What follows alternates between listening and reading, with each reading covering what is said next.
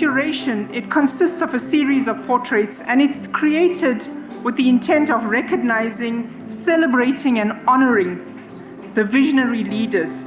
Not just paying tribute, but what do we do with this legacy? And that's the key question for us as these leaders fought and came together to give us the Freedom Charter, which, as many of you know, gave birth to our Constitution. It's the blueprint for transforming our society from one that was deeply divided, excessively unequal, to a society where there is respect for each and every person's dignity and their human rights, their basic human rights. I love the way it came about as a document, that it was such a democratic process that people from all around this country could write down on small pieces of paper what their hopes and visions were for this country.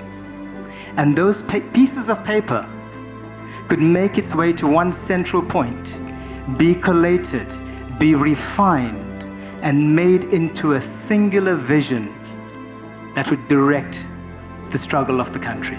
A key point that Niven shares with us is that his work is about history as living.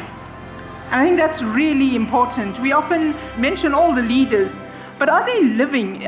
Is their legacy informing what is happening in society today? I found that there was so many people who were instrumental in creating this Freedom Charter, in creating this vision for this country.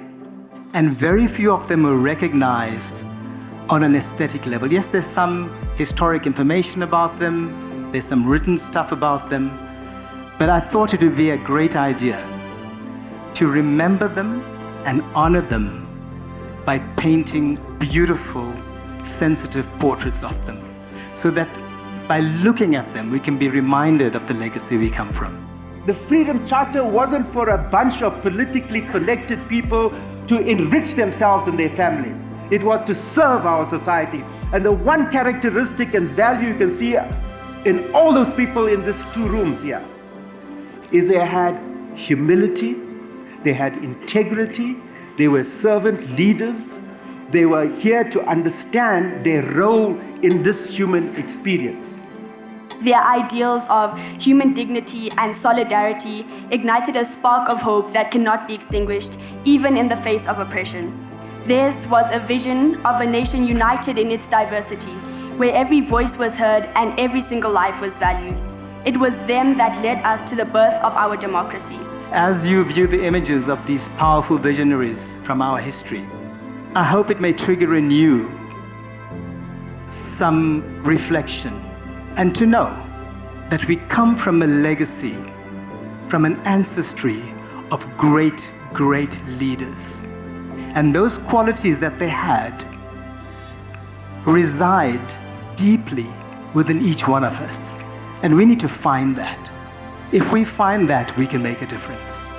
May we use this as the opportunity to reflect, to look at where we have been as a country, to be proud and the journey that we've taken, and more importantly, to say, as we acknowledge the democracy that we are in, we know that we should be jealously guarding it. We should be using this opportunity to be challenging ourselves, to say there were leaders that were iconic and visionary, those that led with authenticity, with a passion for the people, with honesty. And what does that mean for us? All the prisoners who were incarcerated here went through humiliation, torture, sacrifice. And the entire system was designed to break their spirit. That has not been done.